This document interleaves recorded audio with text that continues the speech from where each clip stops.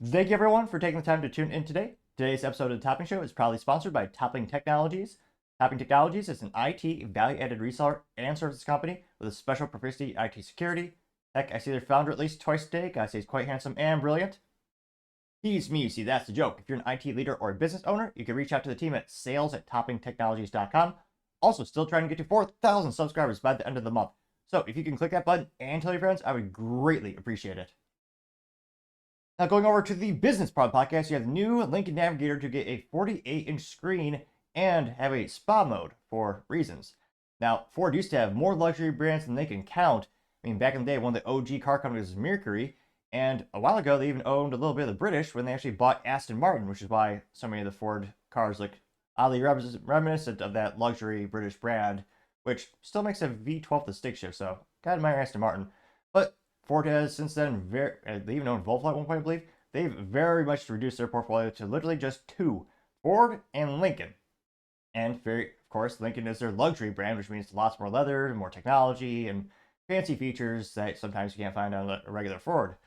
Now, this is brought to us thanks to CNBC. This is Michael Wayland, who's the writer over there. They say, quote, Ford upgrades the Lincoln Navigator to include the spa mode and 48-inch display for videos and gaming. But remember, drive safely, we're told. Yeah, about that. Granted, I know this will be, I'm sure it's for the back seats for the kids, the passengers, so they can play Nintendo 64 on it, hopefully. Although I doubt they have coax output or the old yellow, white, red inputs. I'm certainly aging myself, but nevertheless, they say that quote, the large SUV will also come with a spa and gaming modes as part of the Lincoln Rejuvenate feature, fancy, which is meant to create a calming environment for the driver. The automaker says pricing for the 2025 Navigator will start at under $100,000, but more detailed pricing will be released closer to the vehicle going on sale in spring 2025, which I'm actually surprised it's not starting above $100,000 because, again, this is Lincoln. This is supposed to be their luxury brand. And don't get me wrong, I'm sure it's going to be, even if it starts high 70s, it's more money, $70,000. It's still more money than most people can comprehend in terms of a yearly salary. And I know that's a lot of money, but for like a big luxury brand, I'm actually surprised it's not starting at six figures these days, especially given inflation. Now, they say that the car display could be used as a quote-unquote sanctuary for spa lovers and gamers alike.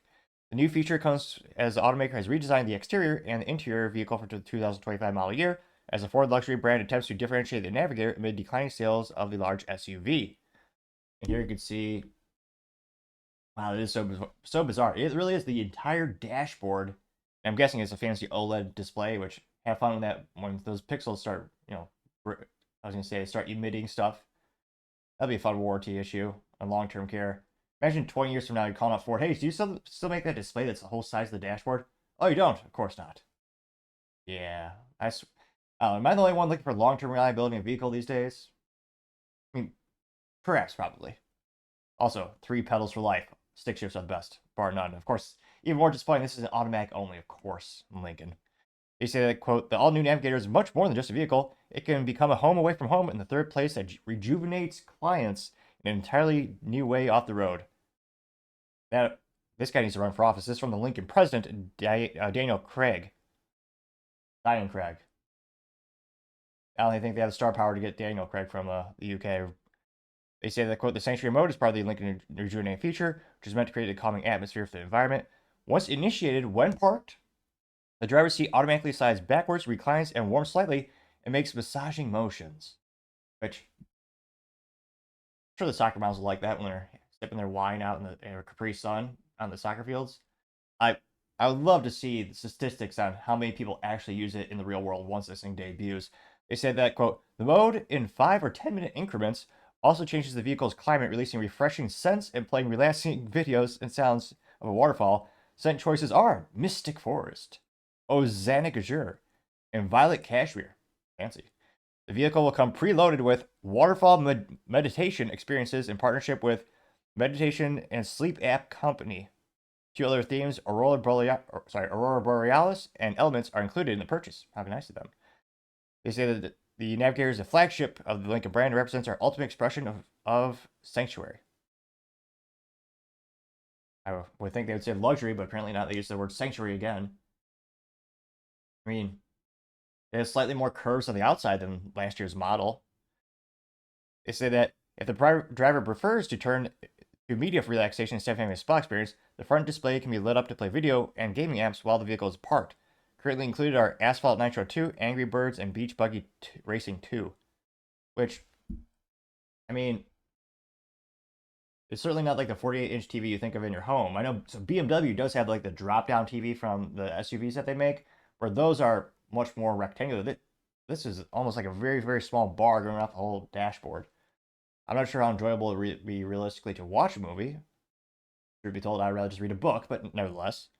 They say, quote, the up to 8-passenger SUV will continue to be powered by twin turbocharged 3.5-liter V6 with 440 horsepower and 510 foot-pound of torque.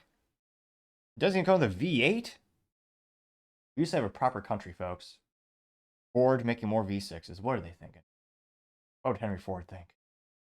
They say Ford said that pricing for the 2025 Navigator will again start at under $100,000.